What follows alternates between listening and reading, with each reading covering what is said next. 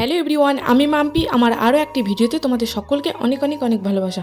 তো তোমরা আমার আগে ভিডিওতে দেখেছিলে আমি এসেছিলাম বাড়ি, কারণ ছিল দিদির বার্থডে, সেই কারণে।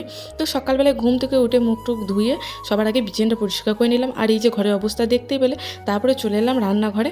তো এখানে দেখলাম ছোটো মা মুড়ি খাওয়ার জন্য মুড়ি খাবার রেডি করছে।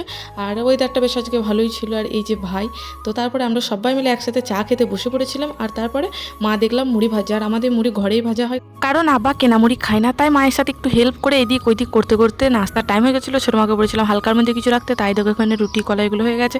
আর এইদিকে ছোটো মা চিকেন কষা করছিল। আর মাটির উনুনের রান্না কতটা স্বাদ হবে তোমরা বুঝতেই পারছো। আর আমার ইচ্ছা হয়েছিল ফ্রাইড রাইস খাওয়া, তাই ছোটো মাকে বলতে ছোটো মা দেখো এইদিকে সমস্ত কিছু রেডি করে নিচ্ছিল। আর এদিকে চিকেনটা হতে না হতে আমি আর দিদি এক পিস নিয়ে নিয়েছি ভাগাভাগি করে খাওয়ার জন্য। আর তারপরে ফ্রিজে কিছু কালকেকার চকলেট কেক ছিল, আর আমার চকলেট কেক খেতে খুব ভালো লাগে, সেটাই খাচ্ছিলাম। আর তারপরে সবাই মিলে লুডো খেলতে বসে পড়েছিলাম। আর তারপরে দুপুরবেলাতে গোসল টোসল করে সবাই মিলে দেখো খেতে বসে পড়েছি ফ্রাইড রাইস, চিকেন কষা আর সালাদ। জাস্ট জমে গেল খাওয়া দাওয়াটা। আর খাবারটা দারুণ হয়েছিল, কি বলবো তোমাদেরকে, আমার তো ফেভারিট, এখন খুবই ভালো লাগে খেতে ফ্রাইড রাইস। আর সবাই মিলে একসাথে খেতে বসেছি আমরা। এই যে ভাই সবাই আছে, আমার ভাইরা আর সবাই মিলে আছে আর কি। তো এবার ভাবছি বিকালবেলা একটু ঘুরতে যাব, তো কোথায় যাব দেখি। সো টাটা, দেখা হচ্ছে নেক্সট ভিডিওতে।